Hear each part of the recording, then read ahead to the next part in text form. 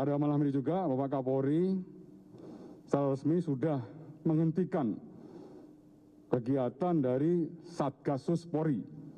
Artinya sudah tidak ada lagi Satgasus Polri.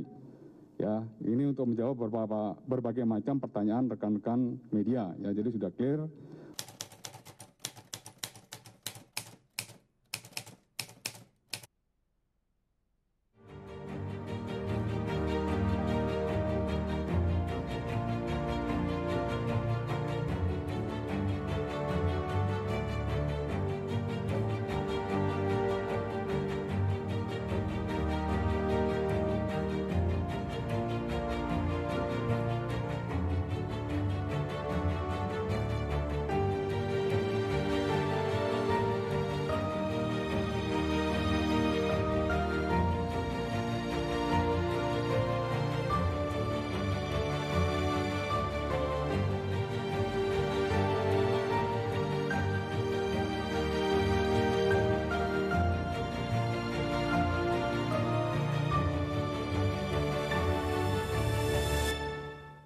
Kami Komnas HAM mau menyusun temuan-temuan kami, ya temuan-temuan kami misalnya terkait obstruction of justice, ya terus apa saja terkait obstruction of justice tersebut, konstruksi peristiwanya kayak apa dan sebagainya.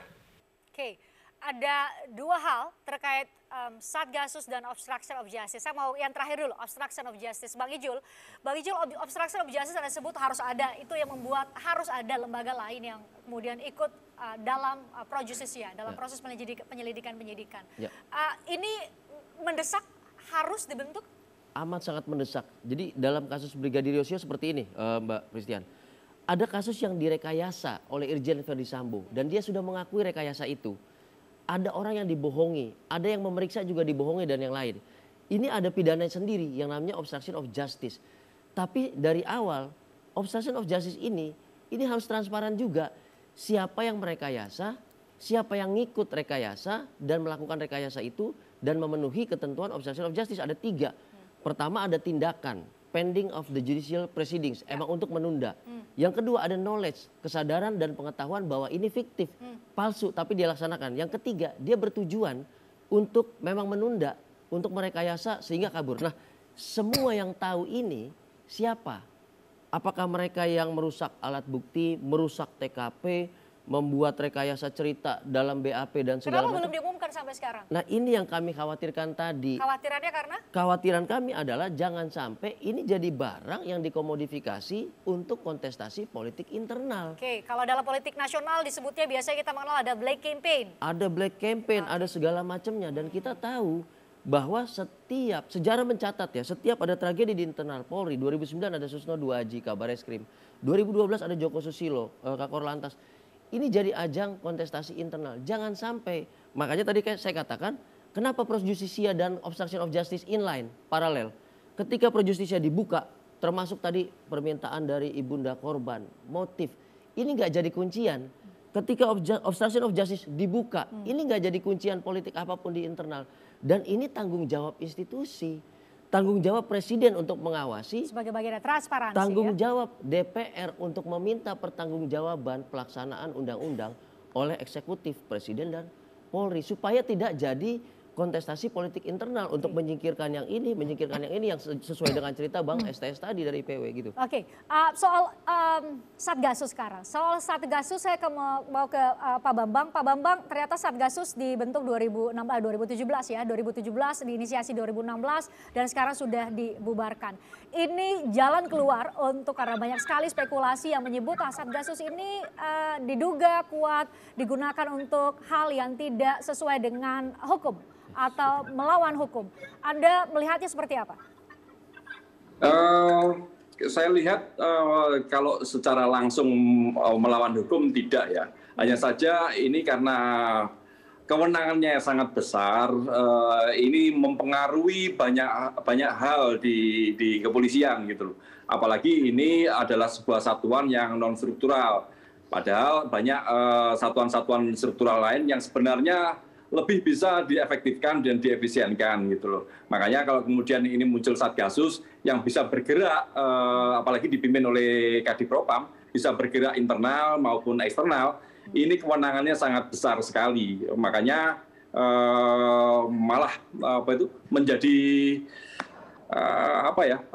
kalau istilah Pak Mahfud adalah mabes dalam mabes itu. Dan ini karena kewenangannya sangat besar ini, pengaruhnya bisa kemana-mana dan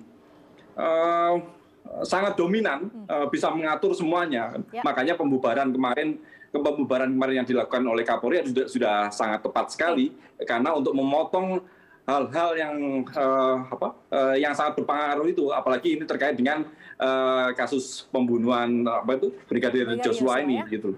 Kalau Kasatgasus ini tidak segera dibubarkan, memang juga akan mempengaruhi kinerja Barreskrim sebagai penyidik di tubuh Polri gitu. Itu yang dikhawatirkan seperti itu. Memang kalau saya melihat secara umum, banyak hal memang perlu diperbaiki di tubuh kepolisian, tapi dalam konteks ini tidak bisa secara normatif. Kalau secara merujuk secara umum, memang ada problem terkait dengan Undang-Undang 2 tahun 2002, masalah pengawasan maupun juga bagaimana perumusan kebijakan di internal kepolisian gitu. Makanya kalau saat ini yang dibutuhkan ada upaya-upaya yang lebih cepat dan lebih tegas yang bisa dilakukan oleh Kapolri, karena ekspektasi masyarakat sangat tinggi sekali terhadap penuntasan. Bukan hanya penuntasan kasus pembunuhan saja, tetapi penuntasan untuk bersih-bersih di internal. Karena kalau tidak, maka akan muncul adalah sekarang faksinya Sambo yang menjadi masalah, nanti akan muncul lagi faksi lagi yang akan dominan. Dan ini tidak akan selesai tanpa ada political will dari pemerintah, lebih tepatnya pada presiden, karena presiden yang memberikan kewenangan, yang menunjuk Kapolri seperti itu. Makanya ini yang harus segera dilakukan oleh presiden seperti itu. Baik. Pak Ngasiman, kalau Anda melihat Satgasus ini posisinya memang harus tahun 2016 dibentuk itu memang karena untuk supaya agile begitu, supaya gesit untuk melakukan tugasnya karena untuk kasus-kasus besar sebenarnya, atau seperti apa di kepolisian harus apa, secara struktural harus apa yang dibenahi? Begini Mbak ya, soal Satgasus saya kira dulu dibentuk itu kan era Pak Tito ya, seperti yang tadi dijelaskan itu kan untuk melakukan langkah-langkah yang itu memang satker-satker tertentu yang tidak bisa melakukan secara cepat, itu butuh kecepatan, maka dibentuk Satgasus. Tapi seperti yang tadi saya bilang dari awal, reformasi di kultural, aspek kultural, tadi kalau Bang Sugeng bilang itu apa itu hanya diskusi di akademisi dan sebagainya, bukan, maksud saya begini Mbak, apapun tadi yang bilang mafia, apapun yang tadi dibilang oknum dan lain sebagainya, tadi asuransi, karena apa? Karena reformasi di kultural itulah yang tidak dijalankan oleh oknum-oknum di kepolisian. Cara reformasi kultural itu seperti apa? Kulturalnya begini, seperti tadi ada dibilang mafia, ada dibilang oknum yang tidak seperti apa yang menjadi selama ini seperti amanat undang-undang, selalu menyalahkan kekuasaan, jabatan, termasuk dia kesewenang-wenang terhadap bawahan dan lain sebagainya, itu kan bagian yang memang butuh effort yang luar biasa di dalam mereformasi tubuh di internal kepolisian. Dan itulah yang saya kira Kapolri punya tagline presisi, itulah yang sekarang momentum masyarakat termasuk korban butuh keadilan. Saya kira kita semua bisa mendorong supaya kasus ini segera selesai, karena negara ini tidak hanya menangani soal ini, tapi karena ini sudah menjadi wacana publik yang luar biasa, menjadi perhatian publik yang luar biasa, kita semua mendorong. Karena apa? Kita lagi merayakan kemerdekaan supaya pulih lebih cepat, lebih tangguh. Apa? Kita tidak hanya memikirkan stabilitas di bidang keamanan, tapi kalau stabilitas politik dan stabilitas ekonomi tidak jalan, makanya stabilitas keamanan kalau tidak jalan, makanya yang lain ini juga politik, tidak jalan. Maka kalau kita mau menuju sana, inilah saya kira kita semua mendorong kasus ini segera selesai.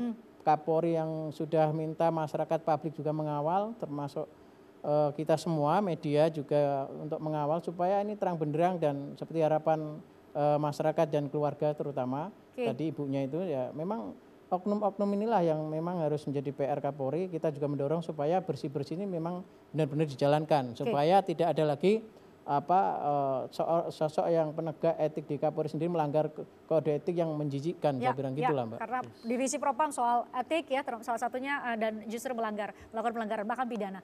Saya ke Bang Saur tadi besar sekali yang Anda sebutkan 900 miliar.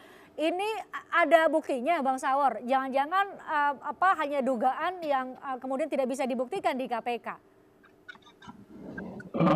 Mbak Prits, sebelum saya jawab soal pertanyaan Mbak Prits, karena tema kita ini adalah bersih-bersih refleksi soal kemerdekaan. Saya agak suasana emosional mendengarkan kesaksian dari keluarga tadi. Kalau kita lihat kan sampai jam 4 Yosua itu kan masih memberikan barang ketika mereka baru sampai dari Magelang. Kemudian 1 jam kemudian kurang lebih jam 5 saya membayangkan kemudian dia dipanggil kemudian dieksekusi. Tidak berhenti di sana kemudian dicap pelakuan pelecehan seksual. Nah karena sudah batal menurut saya karena ini refleksi Mbak Putri. Saya kira segera saja pemerintah mengembalikan martabat daripada saudara Yosua sampai detik dia menjalankan dinas dia sebagai polisi yang baik dan saya pikir juga bukan tidak salah dia sebagai pahlawan apakah tema forumnya Pris ini reformasi polisi bersih-bersih jilid kedua.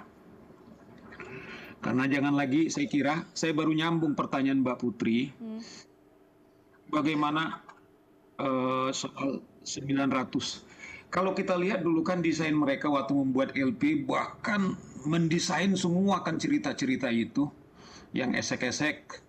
Kemudian setelah tampak, kemudian membuat laporan resmi ke Mabes, ke Propam, kemudian keluarga melalui pengacaranya.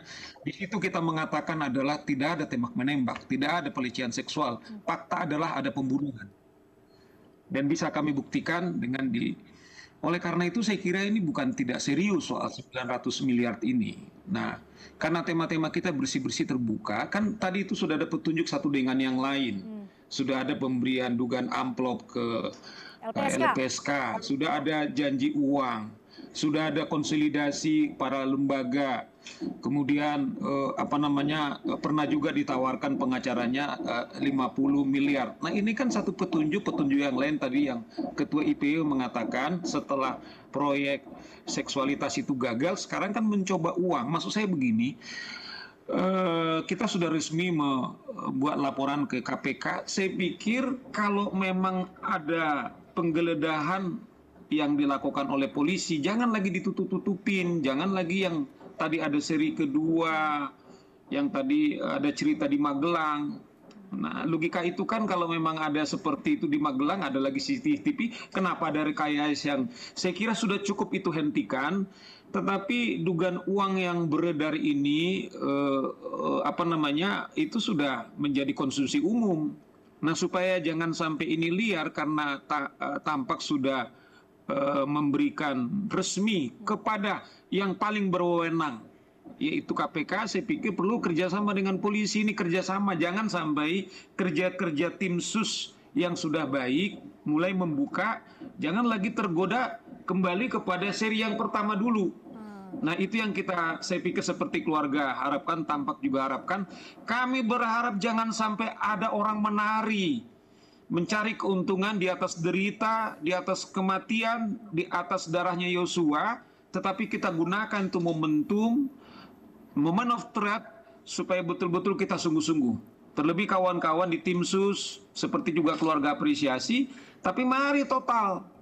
Ya toh jangan lagi kalau memang seperti Pak Presiden mengatakan harus terbuka-bukanya, saya maknai bukan saja kasus Yosua, tapi ada katakanlah yang tadi disebut oleh kawan-kawan ada sesuatu yang rusak di polisi harus terbuka. Coba bayangkan Mbak Prits, Ferdi Sambo ini kan salah satu katanya bintang di angkatannya dia, kalau tidak salah 93-94. bagaimana seorang bintang kemudian polisi hanya menghasilkan yaitu sebagai seorang pembunuh.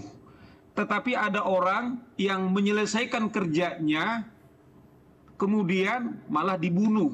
Itu yang saya bilang karena ini refleksi, ada apa di kepolisian? Kok katanya cerita Jenderal Bintang yang bersinar, yang baik, tetapi predikatnya adalah seorang pembunuh yang sangat luar biasa. Saya mengatakan bukan saja dia menjual institusinya, tetapi juga nggak segan-segan menjual keluarganya. Nah, bagaimana Polri mencetak orang seperti ini? Inilah kerja keras kita. Ini saya kira diskusi-diskusi kita di forumnya Prits ini yang kita tidak lanjuti. Bang.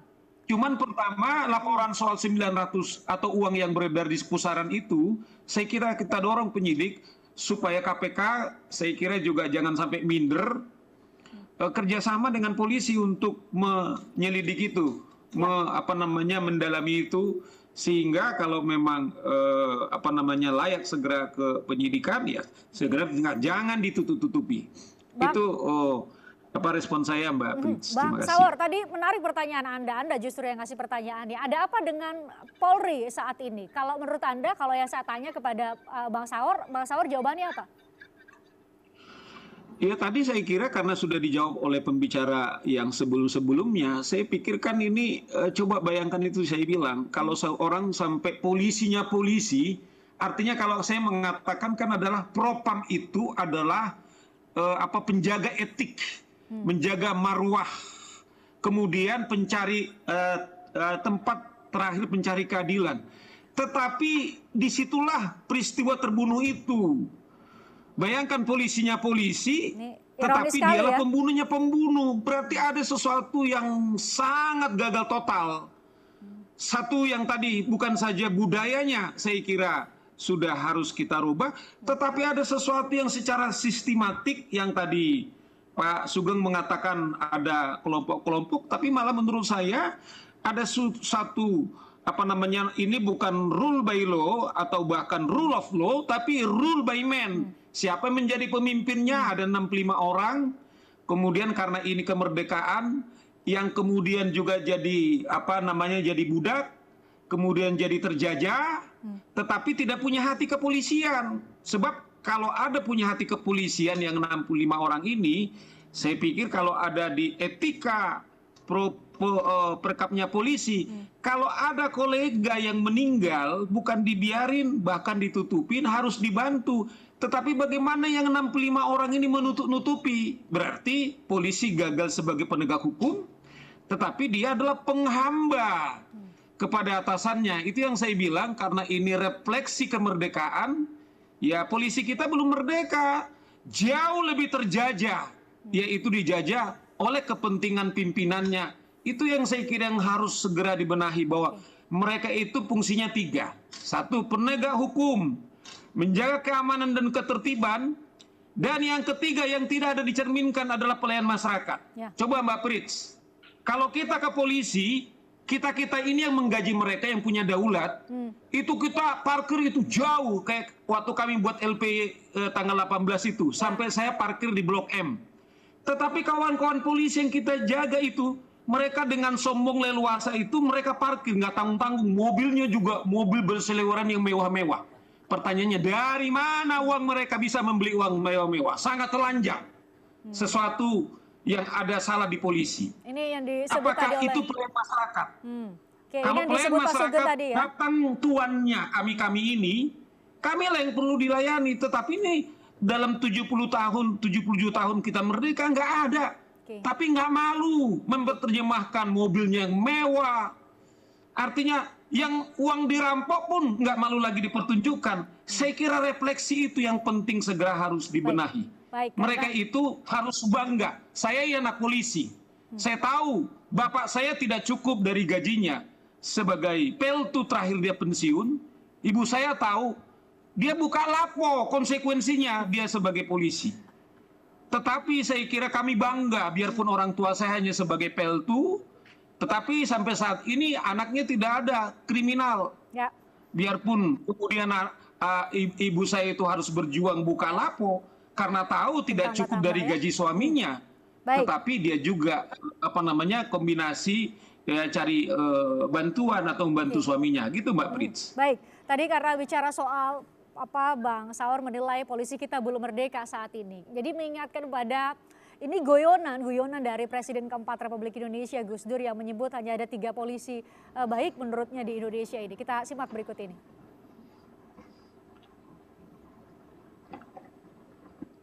Kita simak, kami sudah menyiapkan. Nah, nih.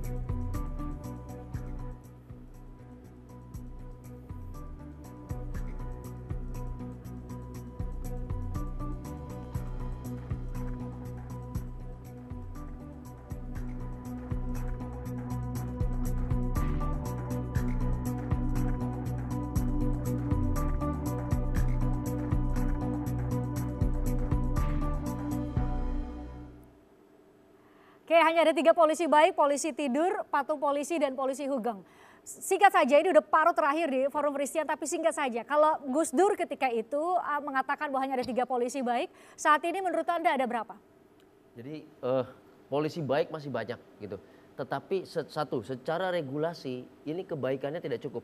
Yang kedua, karena pengawasannya minim, bahkan tidak ada dalam berbagai macam aspek, maka kebaikan itu juga tidak cukup. Kita harus punya polisi yang profesional dan independen. Independen dari politik uang, independen dari politik internal. Baik. Jangan sampai, Gus Dur juga punya sejarah loh. Gus Dur punya sejarah berkonflik dengan Kapolrinya ketika itu. Karena apa? Tadi posisi transparansi, tupoksi yang harus diperjelas. Supaya apa? Supaya tidak ada lagi hal-hal yang mengganggu independensi, hal-hal yang istilahnya mengiming-imingi. Kalau dia punya modal, kalau dia punya power, dia bisa jadi TB1. Nah, ini merit system yang harus dibangun. Sehingga nggak ada lagi faksi-faksi. Verdi Sambo selesai faksinya. Habis ini faksinya siapa? Nggak ada. Tapi berdasarkan kemampuan, kapasitas, prestasi, kita bisa tahu ke depan TB1-nya siapa. Harusnya begitu. Oke, kalau Pak Kasiman, singkat saja Pak. Ada 3 polisi kalau menurut Gus Dur, menurut Anda saat ini? Saya kira apa yang disampaikan Gus Dur itu memang kita juga mencermati. Begini Mbak, banyak hugeng-hugeng era kekinian, hugeng-hugeng muda, itulah yang saya kira nanti memegang estafet masa depan di institusi Polri. Tapi saya percaya apa yang dilakukan Kapolri, beliau punya pengalaman di dalam kinerja, baik itu dulu di Propam, pasti tahu bagaimana menegakkan kode etik, bagaimana juga beliau pernah menegakkan hukum Kabar Reskrim. Dan setahu saya, analisa saya mengikuti beliau menjabat mulai dari Kapolres Pati, Kapolres Solo, Kapolda Banten, di Propam, itu setahun menjabat pasti belum dilanda sesuatu yang besar. Musibah-musibah yang harus dihadapi selalu kompleks gitu. Dan saya lihat beliau soft landing dengan beliau yang tidak banyak bicara, tapi selalu melakukan langkah-langkah yang taktis, strategis, dan akhirnya membuahkan hasil yang kita semua berharap ini juga begitu. Dalam kasus ini ya, oke. Gitu, Pak Bambang, singkat saja menurut Anda kalau menurut Gus Dur hanya ada 3 polisi, saat ini ada berapa? Problemnya polisi itu juga manusia gitu, karena manusia itu juga memiliki keterbatasan dan ada 3 prinsip dalam kejahatan. Ada niat, kemampuan, dan kesempatan. Kesempatan ini yang paling utama dalam kejahatan. Kesempatan dan kewenangan yang sangat besar di tubuh kepolisian tanpa ada pengawasan yang ketat akan memunculkan kejahatan-kejahatan yang akan terulang terus.